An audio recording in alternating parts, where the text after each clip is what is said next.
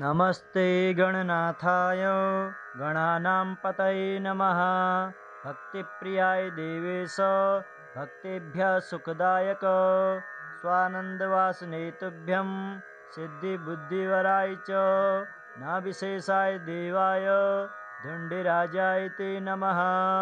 वरदाभयहस्ताय नमः परशुधारिणे नमस्ते श्रीहस्ताय नाविशेषाय ते नमः।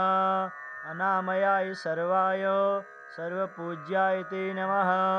सगुणाय नमस्तुभ्यं ब्रह्मणे निर्गुणाय च ब्रह्मेभ्यो ब्रह्मदात्रे च गजानन नमोऽस्तु ते। आदिपूज्याय ज्येष्ठाय ज्येष्ठराजाय ते नमः। मात्रे पित्रे च सर्वेषां हेरम्बाय नमो नमः। अनादये च विघ्नेश विघ्नकर्ते नमो नमः। विघ्नहर्ते स्वभक्तानां लम्बोदर नमोऽस्तु ते।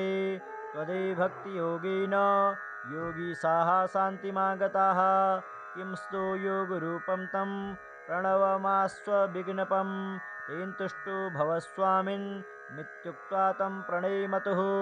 तावुत्थाप्य गणाधीश उवाच तौ महेश्वरौ भवत्कृतमिदं स्तोत्रं मम भक्तिविवर्धनं भविष्यति च सौख्यस्य पठते शृण्वते प्रदं भुक्तिमुक्तिप्रदं चैव पुत्रपौत्रादिकं तथा धनधान्यादिकं सर्वं लभते तेन निश्चितम्। नमस्ते गणनाथाय गणानां पतये नमः। भक्तिप्रियाय देवेश भक्तेभ्यः सुखदायक स्वानन्दवासने तुभ्यं सिद्धिबुद्धिवराय च नाविशेषाय देवाय धुण्डिराजाय ते नमः। वरदाभयहस्ताय नमः परशुधारिणे नमस्ते श्रीहस्ताय नाविशेषाय ते नमः। अनामयाय सर्वाय सर्वपूज्याय ते नमः। सगुणाय नमस्तुभ्यं ब्रह्मणे निर्गुणाय च ब्रह्मेभ्यो ब्रह्मदात्रे च गजानन नमोऽस्तु ते। आदिपूज्याय ज्येष्ठाय ज्येष्ठराजाय ते नमः। मात्रे पित्रे च सर्वेषां हेरम्बाय नमो नमः। अनादये च विघ्नेश विघ्नकर्ते नमो नमः।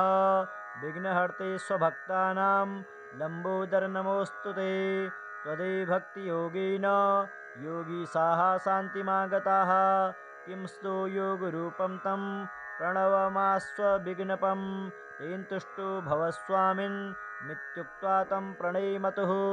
तावुत्थाप्य गणाधीश उवाच तौ महेश्वरौ भवत्कृतमिदं स्तोत्रं मम भक्तिविवर्धनं भविष्यति च सौख्यस्य पठते शृण्वते प्रदं भुक्तिमुक्तिप्रदं चैव पुत्रपौत्रादिकं तथा धनधान्यादिकं सर्वं लभते तेन निश्चितम्। नमस्ते गणनाथाय गणानां पतये नमः। भक्तिप्रियाय देवेश भक्तेभ्यः सुखदायक स्वानन्दवासने तुभ्यं सिद्धिबुद्धिवराय च नाविशेषाय देवाय धुण्डिराजाय ते नमः। वरदाभयहस्ताय नमः परशुधारिणे नमस्ते श्रीहस्ताय नाविशेषाय ते नमः। अनामयाय सर्वाय सर्वपूज्याय ते नमः। सगुणाय नमस्तुभ्यं ब्रह्मणे निर्गुणाय च ब्रह्मेभ्यो ब्रह्मदात्रे च गजानन नमोऽस्तु ते। आदिपूज्याय ज्येष्ठाय ज्येष्ठराजाय ते नमः। मात्रे पित्रे च सर्वेषां हेरम्बाय नमो नमः। अनादये च विघ्नेश विघ्नकर्ते नमो नमः। विघ्नहर्ते स्वभक्तानां लम्बोदर नमोऽस्तु ते। त्वदे भक्तियोगेन योगीशाः शान्तिमागताः किं स्तो योगरूपं तं प्रणवमास्वविघ्नपं तेन तुष्टो भवस्वामिन् मित्युक्त्वा तं प्रणेमतुः।